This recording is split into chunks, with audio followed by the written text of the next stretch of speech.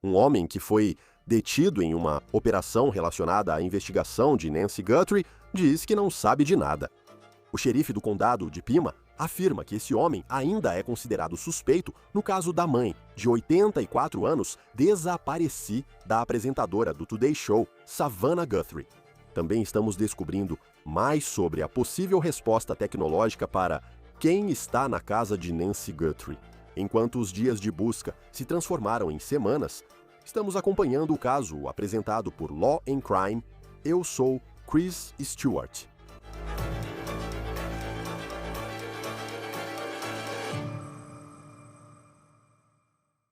Oi, pessoal! Obrigado por acompanharem o caso conosco. Só conseguimos trazer essa história para vocês graças ao nosso parceiro Morgan & Morgan.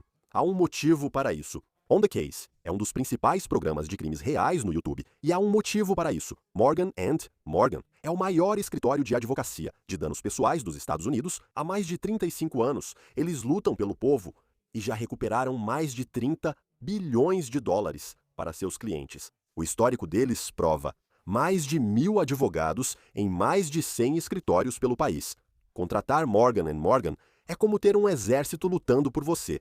Uma equipe que vai lutar com afinco para conseguir a indenização que seus clientes merecem. Nem todos os escritórios de advocacia são iguais. Se você contratar o errado, pode perder antes mesmo de começar. Se você algum dia se machucar, pode procurar Morgan & Morgan. E a taxa deles é gratuita, a menos que você ganhe. Para mais informações, acesse forthepeople.com. OTC. Clique no link abaixo ou escaneie o QR Code na tela.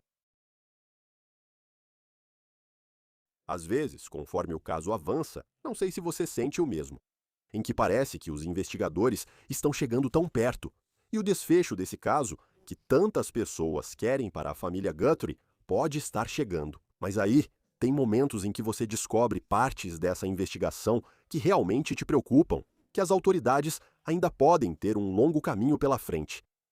O FBI anunciou hoje que recebeu quase 20.000 denúncias desde o desaparecimento de Nancy Guthrie, em 1º de fevereiro. O xerife do condado de Pima, em entrevista à NBC News, disse, no total, entre o FBI e o xerife do condado de Pima, eles receberam cerca de 50.000 denúncias.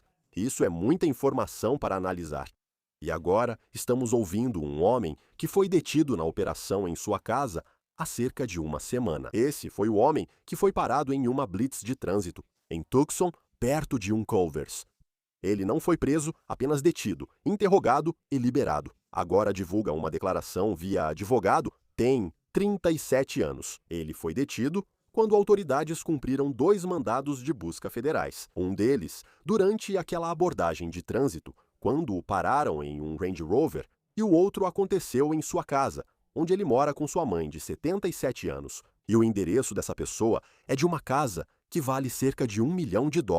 Fica em um bairro muito bom, a cerca de 3 quilômetros da casa de Nancy Guthrie. Um escritório de advocacia do Arizona divulgou um comunicado para a 12 News em Phoenix, identificando seu cliente pelo nome de Luke Daly. O escritório de advocacia diz que pode confirmar que Luke Daly foi alvo de 2 mandados de busca emitidos e cumpridos em 13 de fevereiro de 2026. O Sr. Daly e sua mãe foram ambos detidos pelas autoridades enquanto os mandados de busca estavam sendo cumpridos. Nem o Sr. Daly, nem qualquer outro Sr. Daly têm qualquer ligação com Nancy Guthrie e não possuem nenhuma informação relacionada ao sequestro dela. Assim como toda a comunidade de Tucson, tanto o Sr. Daly quanto sua mãe têm esperança de que Nancy será devolvida à sua família ilesa. Agora, o homem foi detido. Ele foi liberado. Isso foi na noite do dia 13, quando uma equipe da SWAT entrou na casa dele. O xerife do condado de Pima, Chris Nanos, que recentemente divulgou um comunicado isentando a família Guthrie de envolvimento, embora o FBI não comente sobre isso, assim como um comunicado que isentou os cônjuges da família Guthrie. Mas Nanos disse isso ao ser questionado sobre Daly, a quem chamou de pessoa de interesse. E a pergunta era se ele havia sido inocentado neste caso, disse Nanos à 12 News, abre aspas. Por ordem judicial, precisamos revistar as casas com pessoas dentro. sejam familiares ou amigos, não podemos deixá-los lá durante a busca. Eles estão detidos? Claro que não. Podem ir embora, mas não podem ficar na casa. Sabíamos que estávamos procurando uma pessoa naquela casa, e a outra pessoa que procuramos é a Nancy. A Nancy não estava lá. A pessoa de interesse nos deu uma declaração, entregou o que o mandado pedia. Talvez tenham sido solicitadas características físicas, amostras de saliva, fotos ou impressões digitais. Conseguimos tudo o que precisávamos, e ele foi liberado agora. Isso significa que ele não é mais suspeito? Não. Vamos continuar nosso trabalho. Temos evidências para analisar da casa. E se encontrarmos o DNA da Nancy naquela casa agora? De novo, essa foi uma resposta em uma entrevista exclusiva para a 12 News. E o xerife, claro, falando de forma bem descontraída ali. Não está claro se algum DNA foi encontrado dentro da casa de Daley. Mas, novamente, o escritório de advocacia dele, o advogado dele, divulgou aquela declaração dizendo que ele não tem nada a ver, não tem conhecimento do que aconteceu com Nancy Guthrie. Agora você pode. Eles certamente interpretarão isso de formas diferentes. Sabemos que nesta semana, autoridades visitaram lojas de armas na região de Tucson. Segundo relatos, eles tinham uma lista de nomes e fotos, perguntando se alguma das pessoas daquela lista parecia familiar para os proprietários como clientes do último ano. Ainda aguardamos para saber se o DNA achado na casa de Nancy pode ser a prova definitiva que esperamos. Não sabemos o que é essa amostra, mas sabemos que não corresponde a Nancy nem à família dela ou pessoas próximas a ela. Ao ser inserida no CODIS, banco de dados do FBI, de pessoas presas ou condenadas, não houve correspondência. Mas isso não significa que o DNA seja inútil, porque o CODIS, na verdade, só tem cerca de 4% a 6% da população nesse banco de dados. O xerife do condado de Pima informou que investigadores usam genealogia genética para tentar identificar o DNA encontrado na casa de Nancy. Falamos ontem sobre um dos casos em que vimos essa tecnologia funcionar na solução de casos que podem estar em risco de se tornarem casos arquivados.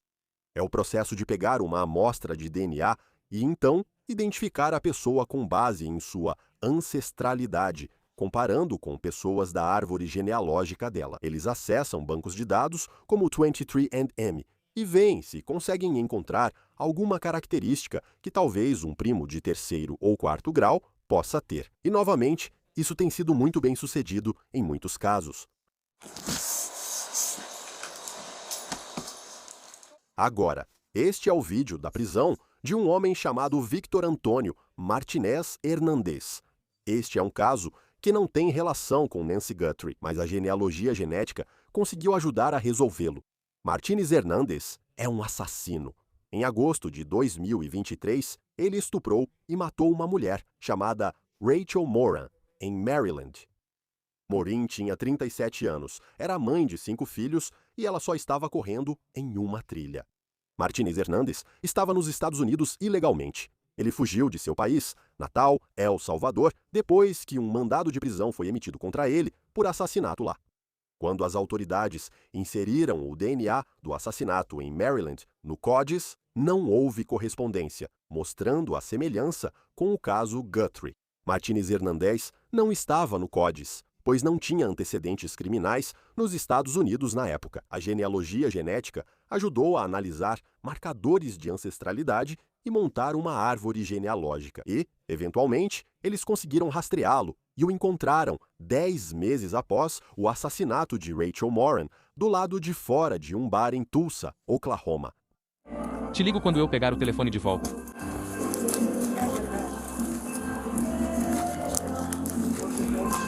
Martinez Hernandez cumpre prisão perpétua sem liberdade condicional. Agora, outro caso importante em que a genealogia genética levou a uma conclusão foi o infame assassino de Golden State. Na verdade, esse é o caso que colocou o método em evidência para o público.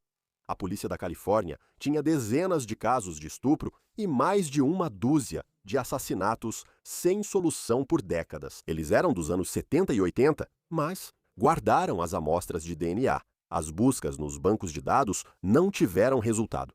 Quando a genealogia genética ficou disponível, A polícia comparou as amostras deles com as amostras no GEDmatch, que é uma plataforma pública de DNA que as pessoas usam para montar suas árvores genealógicas. Eles não conseguiram uma correspondência direta com o suspeito, mas encontraram primos distantes do homem que acabariam prendendo e conseguiram identificar Joseph D'Angelo.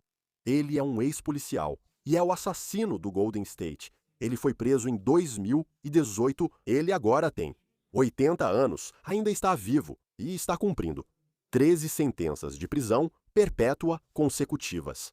As autoridades dizem que ele cometeu dezenas de estupros, mas por causa das regras de prescrição na Califórnia, ele não pôde ser julgado por esses estupros.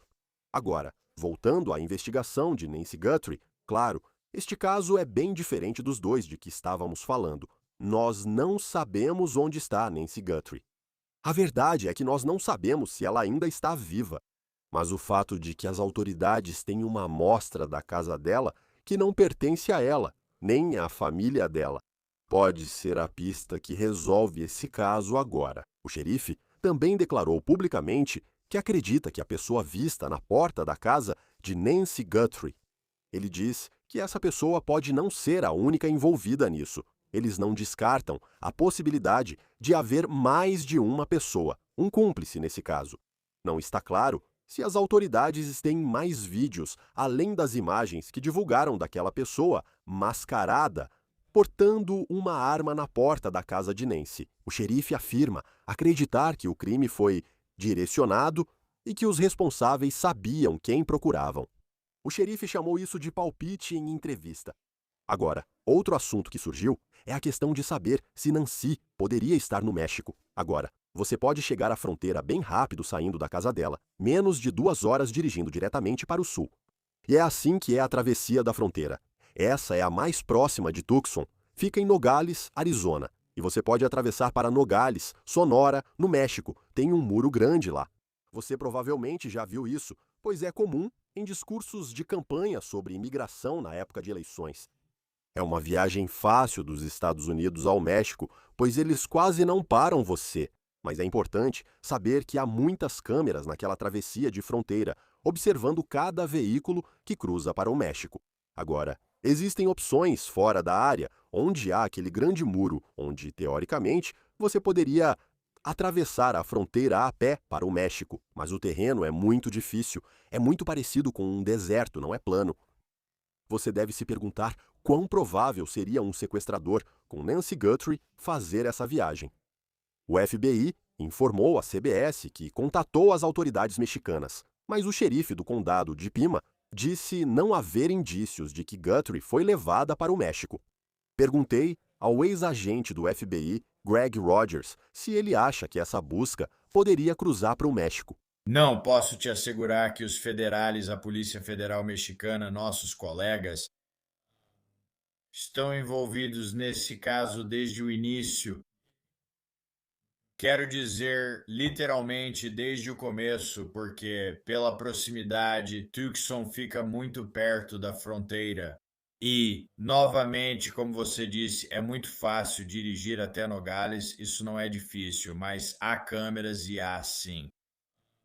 Além disso, posso te assegurar, por anos trabalhando em casos de cartel, que a Polícia Federal Mexicana tem um contato muito próximo com os cartéis. Eles já conversaram com eles sobre isso. Porque se ela estivesse no México, especialmente se estivesse na região de Nogales, o cartel da nova geração é muito ativo lá. Eles saberiam. Nada acontece no território do cartel sem que eles saibam. Não estou dizendo que descarto totalmente ligação com os cartéis, só estou dizendo que eles saberiam disso. E a Polícia Federal Mexicana tem conversado com eles sobre isso. Porque nada acontece em uma área que eles dominam sem que eles saibam.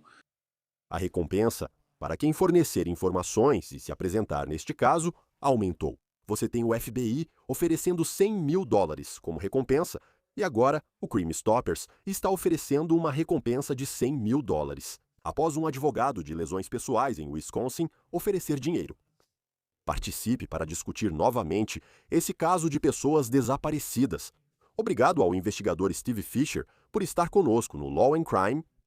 Sabe, hoje eu simplesmente tive esse momento porque já é o dia 18 em que senti que tem esses momentos em que parece que eles estão avançando.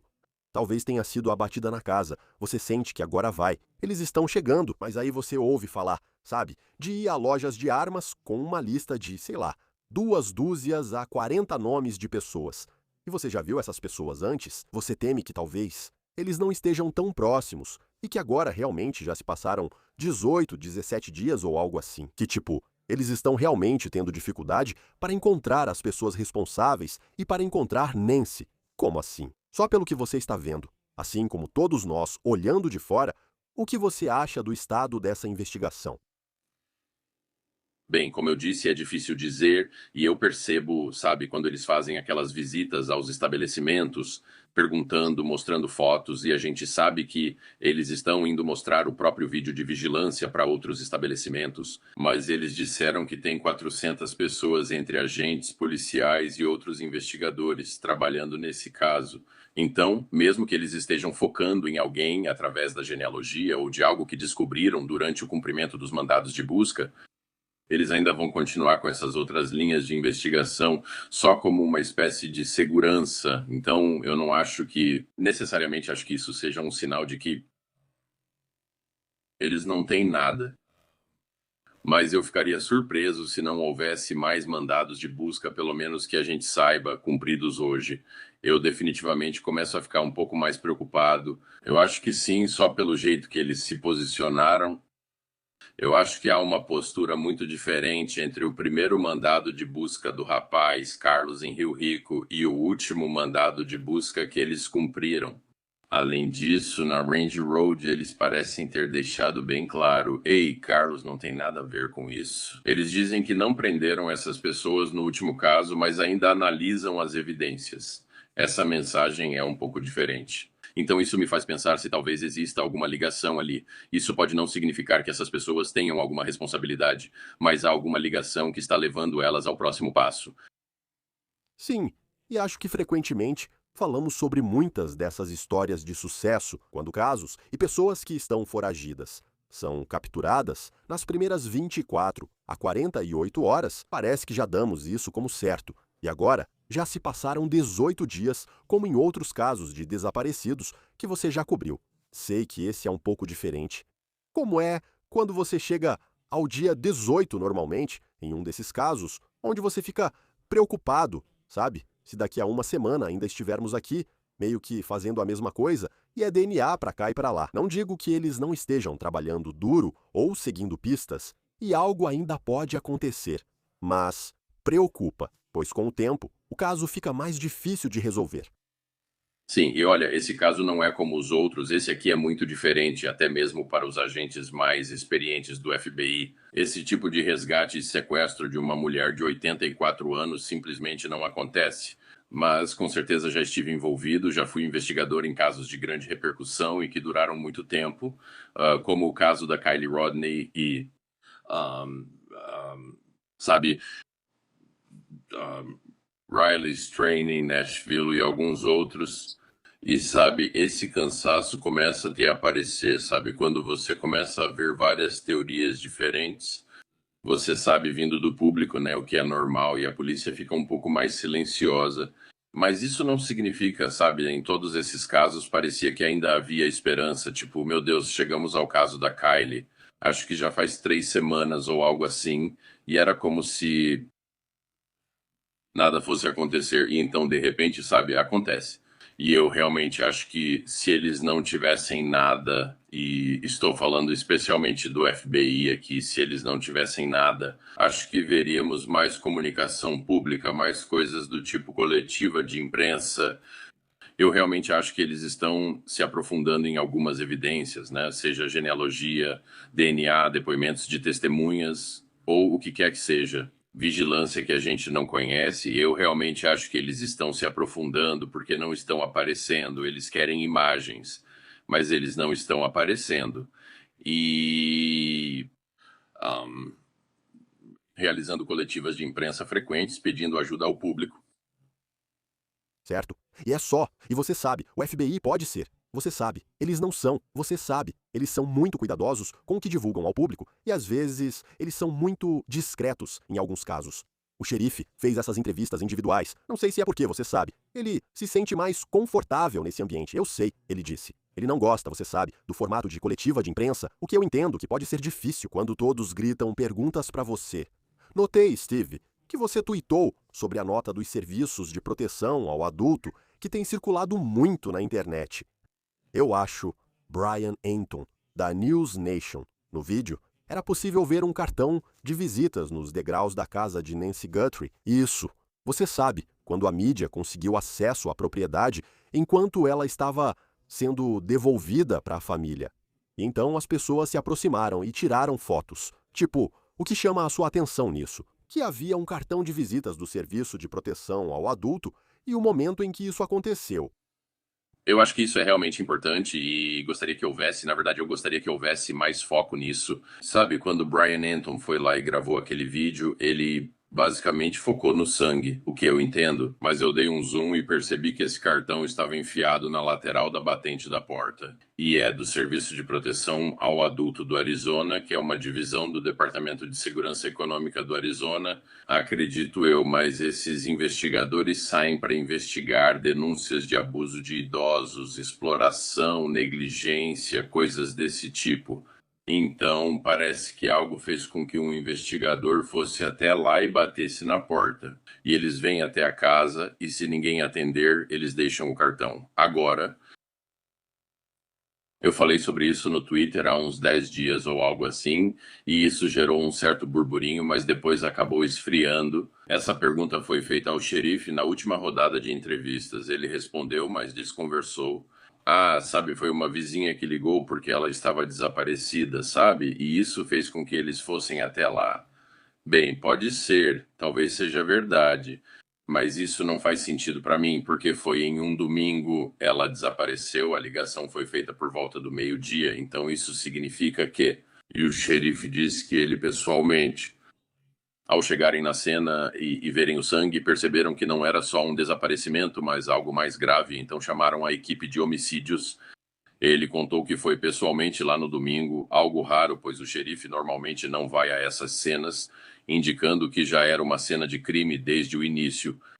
E por que um vizinho chamaria o Serviço de Proteção ao Adulto, que está fechado no domingo, e faria algum tipo de denúncia quando a polícia já está lá, e mesmo que fizessem? O xerife afirmou que o investigador do Serviço de Proteção ao Adulto deixou o cartão no domingo. Então, se isso for verdade, por que deixariam essa pessoa andar por uma cena de crime onde há sangue? E, na verdade, tocou fisicamente na porta e na janela? Exatamente onde a câmera Ring estava para deixar o cartão? Isso não faz sentido e acho que há mais nessa história. Acho que é algo que eu tentei...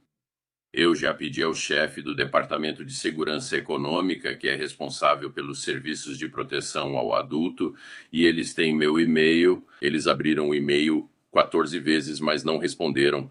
Espero que os repórteres entrem em contato e que eles apenas digam que não darão detalhes do caso, como deve ser. Acho importante saber se aquilo já estava lá ou se algum investigador deles passou pela cena do crime, porque isso também é um problema sério. Pode ser DNA de terceiros, mas acho que precisa ser investigado, pois alguém teve motivo para contatá-lo. Eles suspeitavam de exploração financeira? Ela estava emprestando muito dinheiro para alguém, talvez um assistente ou cuidador? Tirar vantagem da situação pode nos ajudar a entender o que ocorre. Pois é. E é interessante, porque é algo que tem gerado alguns comentários. Sabe, o xerife está ignorando isso. Mas, como você disse, ou está passando por uma cena de crime, ou tem algo mais aí. A família e seus cônjuges foram inocentados, segundo o xerife. Isso ocorreu após o que pareceu ser muito, sabe? Nas palavras dele. Eles os colocaram na parede, pegaram carros, celulares, tudo, revistaram e não acharam nada. Mas você pensa, será que isso vai ser algo sobre o qual falaremos no final? Isso foi algo que realmente importou muito no final. Então, sabe, foi uma boa observação da sua parte E vendo isso, outra coisa que eu vi que você postou foi sobre esse rastreador de sinais. E eu penso nesse marca-passo e fico me perguntando, porque eu não sei muito sobre marca-passos, mas a gente sabe que ele se desconecta do iPhone. E aí essa nova tecnologia está tentando identificá-lo. Mas, só pela forma como foi explicado, não parece ser a mais eficiente. Não que não seja confiável, porque eu acho que pode funcionar, pode ser realmente valioso. Mas não parece ser, sabe, esse scanner mágico que de repente pode dizer: aqui está um marca-passo, se você estiver voando bem em cima dele. E não é. Olha, é uma ótima tecnologia que estamos usando cada vez mais em busca e resgate. No entanto, estamos usando esses dispositivos em ambientes como florestas ou onde conseguimos retirar os socorristas para que seus dispositivos pessoais não interfiram. E então passamos um helicóptero ou um drone sobre a área e geralmente estamos tentando captar sinais, um sinal de celular de baixa frequência. Então, mesmo quando a bateria do seu celular está acabando ou você não consegue, não tem mais carga suficiente para fazer uma ligação ou mandar uma mensagem, ele ainda vai, por um tempo, emitir esse sinal de baixa frequência. Normalmente é isso que estamos procurando. No entanto, esse dispositivo vai captar qualquer RF, que é sinal de radiofrequência, e depois ele filtra isso na tela. Ok, isso vem de um dispositivo médico. Todos eles, como marca-passos, funcionam em certa faixa de frequência, então isso é ótimo. No entanto, esses marca-passos precisam ter bateria que dure de 5 a 7 anos. Eles emitem uma transmissão de dados de baixa potência e curta distância e só fazem isso a cada 3 ou 4 minutos. Então não é um dispositivo feito para varrer uma cidade inteira, é realmente um dispositivo usado mais para...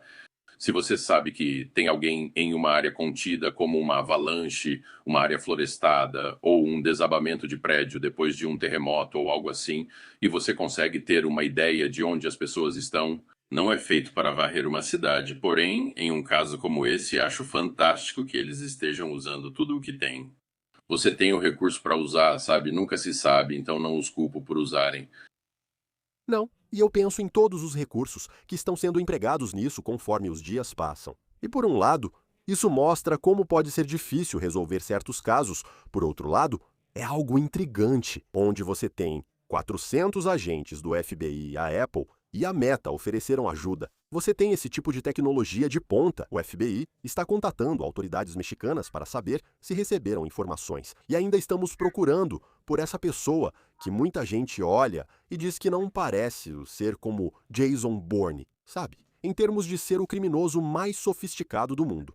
E sabe, provavelmente é um exemplo, tipo, um teste do mundo real de como é difícil resolver alguns desses crimes. Outra coisa, sabe, essa genealogia genética por DNA teve muito sucesso em Brian. Sabe, no caso do Brian Kohlberger, funcionou. No caso do assassino do Golden State, Rachel Morin foi uma vítima de assassinato em Maryland, como conversamos.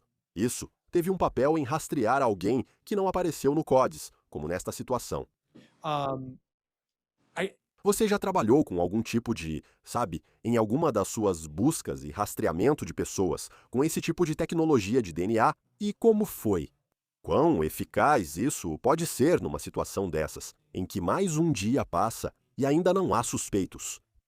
Sim, já trabalhei. E olha, é uma pena que esse DNA de terceiros, e não estou falando daquele da luva. O DNA que realmente era importante para mim era o DNA de terceiros encontrado na casa, que não era dela nem de nenhuma pessoa conhecida da família. Isso é super importante. É uma pena que a pessoa não estivesse no CODES, mas acho que eles vão encontrá-la através dessa genealogia. Empresas como a Ortron estão mudando completamente o cenário. Eles estão resolvendo casos arquivados de 50 anos atrás. É incrível o que conseguem fazer hoje com a tecnologia de DNA. E não é só a Ortram, existem outras, eu não sei os nomes, mas é realmente inacreditável como a Ortram apareceu e conseguiu resolver esses casos. Acho que eles foram responsáveis por alguns que você citou, mas eu acho que agora demora um pouco mais porque eles precisam identificar parentes que são muito distantes. Mas eu garanto que isso é uma prioridade máxima e provavelmente está sendo trabalhado por muitas pessoas ao mesmo tempo. Então isso vai reduzir esse tempo. Talvez consigamos algo dentro, tipo no prazo do Kohlberger. E eu acho que isso provavelmente já está acontecendo há um tempo. só porque teve que passar pelo controle de qualidade, que é uma exigência. Se um laboratório externo foi usado para inserir no CODES, isso não significa que não tenha sido imediatamente enviado também para os laboratórios. Eles iniciaram o processo, então em 3 ou 4 dias podemos saber quem é essa pessoa. E eu realmente acho que se não houver mais vigilância, é isso que vai resolver o caso. Ou se um desses mandados de busca não revelar algo, isso realmente mostra o que aconteceu. Vai ser a genealogia e eu acho que vai levar mais 4, 5, 6, 7 dias. E você também fica se perguntando, digo, só pelo jeito que eles estão falando sobre isso e pelo fato de terem divulgado ao público, faz você acreditar nisso. É mais do que só, sabe? Talvez seja mais do que só o DNA do piscineiro ou do jardineiro. E eu sei que essas pessoas, os funcionários contratados, já forneceram DNA. Então, para ser assim, eles não sabem quem é. Então, seriam pessoas conhecidas da família e dos moradores. Portanto, é alguém de fora desse círculo, né? O que é interessante, porque, veja, a gente sabe, nós já vimos eles aparecerem, já vimos o piscineiro aparecer, já vimos mais algumas pessoas aparecerem. Então, ela realmente tem pessoas que estão lá regularmente, mas todas essas pessoas deram DNA até onde sabemos. Então, temos todos. Esse DNA ser realmente de fora é muito interessante. Porque não parece que ela recebia visitas fora da família, sabe? E de amigos desconhecidos. Então essa vai ser a pessoa e, sabe, é o que parece. E infelizmente isso provavelmente significa que houve algum tipo de luta, talvez dentro da casa. E, sabe, para eles conseguirem identificar o DNA de outra pessoa, essa pessoa deixou esse DNA. Mas, sabe, podemos torcer pelo melhor. Mas eu realmente acho que essa pessoa vai ser pega. Parece que, quero dizer, com todos os recursos sendo investidos, simplesmente parece isso. Eles, e nesses casos também, provavelmente a gente não sabe 95% do que eles sabem nesse momento. Especialmente com o FBI, eles são tão discretos. Eles, toda vez que lidei com o FBI, eles me dizem assim: nós pegamos suas informações, não vamos compartilhar informações com você e pronto. Eles dizem o mesmo às autoridades locais e, como agência principal, recolhem todas as provas delas, mas compartilham pouco. Eles já sabem muita coisa e podem até saber quem é a pessoa, agora só precisam encontrá-la. Certo? Não, vamos ver como as coisas se desenrolam, acompanhando a cada hora investigador particular de pessoas desaparecidas, Steve Fisher, sempre ótimo tê-lo no Law and Crime. Obrigado por estar conosco. Obrigado por me receber. Se você tiver qualquer informação sobre Nancy Guthrie, pode entrar em contato com o xerife do condado de Pima pelo número 520-351-4900. Você também pode entrar em contato com o FBI pelo número 1800-CALL-FBI ou acessar tips.fbi.gov. Isso é tudo por hoje no On The Case, apresentado pela Law and Crime. Inscreva-se no nosso canal, no YouTube, Spotify e agora também no Peacock. Eu sou Chris Stewart. Até a próxima.